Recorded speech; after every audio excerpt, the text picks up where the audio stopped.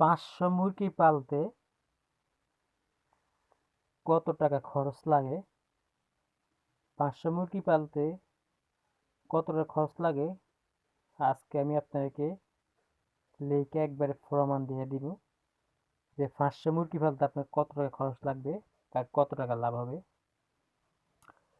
তো দেখতে পাচ্ছেন আমি এখানে সবগুলো যোগ দিয়ে রাখিয়েছি, যেন ভিডিওটা ছোট হয়, বেশি লম্বা ভিডিও বানাবো না, সময় কম।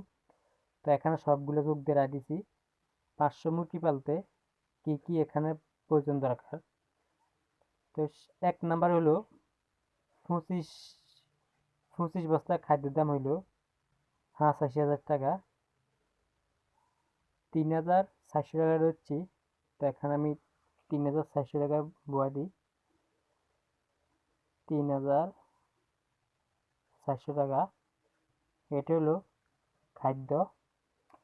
এর নিচেরটা হলো 500 মুরগির বাচ্চার দাম হইল 25,000 টাকা, যা তো আমি 50 টাকা ফিস করে দিচ্ছি। এরপরে যাই হলো ওষুধ ভ্যাকসিন সব মিলে ধরলাম এখানে 2,000 টাকা, এখানে 2,000 টাকা ধরলাম ওষুধ সব মিলিয়ে।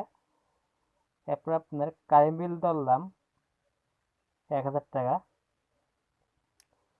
এরপরে ভুসি ডিব্বা ডাব্বা এই মিলিয়ে ধরলাম 1,000 টাকা। এখন মোট কত টাকা হলো?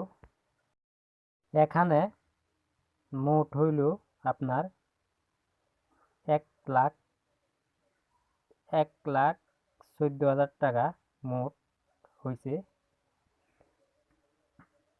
সব মিলিয়ে 1,14,000 টাকা মোট হয়েছে। তো এখন আপনার বেচা কত হবে বেচা। তো বেচা হিসাব করি, নিচে দেখতে পাচ্ছেন 490 পিস ধরছি মুরগি, 10টা ধরলাম, মরা বাদ দিলাম, 490টা। 1 কেজি 800 গ্রাম করে ধরছি, 1 কেজি 800 গ্রাম, মোট হইতেছে 882 কেজি। 882 কেজি, তো 160 টাকা বাজার রেট ধরলাম, 160 টাকা। 160 টাকা কেজি হলে 882 কেজি 160 টাকা কেজি, তাহলে মোট হইতেছে 1,41,120 টাকা আপনি বেচাইতেছে এখানে।